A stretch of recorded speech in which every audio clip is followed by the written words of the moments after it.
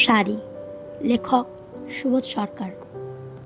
বিয়েতে ৫১টা শাড়ি পেয়েছিল মেয়েটা। অষ্টমঙ্গলায় ফিরে এসে আরও ৬টা। এত শাড়ি একসঙ্গে সে জীবনে দেখেনি। আলমারির প্রথম থাকে সে রাখলো সব নীল শাড়িদের।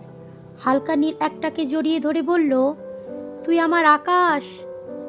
দ্বিতীয় থাকে রাখলো সব গোলাপিদের। একটা গোলাপিকে জড়িয়ে সে বলল, তোর নাম অভিমান। তৃতীয় থাকে ৩টি ময়ূর, যেন ৩ দিক থেকে ছুটে আসার সুখ। তেজপাতা রঙের যে শাড়িটা, তার নাম দিল বিষাদ। সারা বছর সে শুধু শাড়িই উপহার পেল। এত শাড়ি সে কি করে এক জীবনে পরবে? কিন্তু বছর যেতে না যেতেই ঘটে গেল সেই ঘটনা।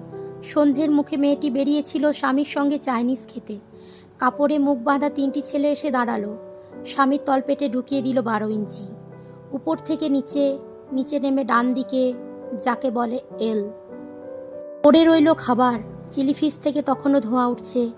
এর নাম রাজনীতি, বলেছিল পাড়ার লোকেরা।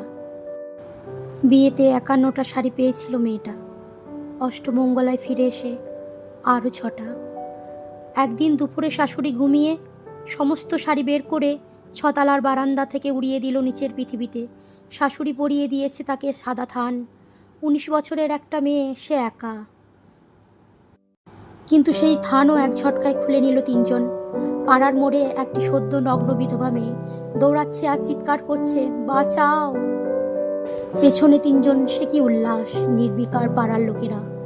বিয়েতে ৫১টা শাড়ি পেয়েছিল মেয়েটা।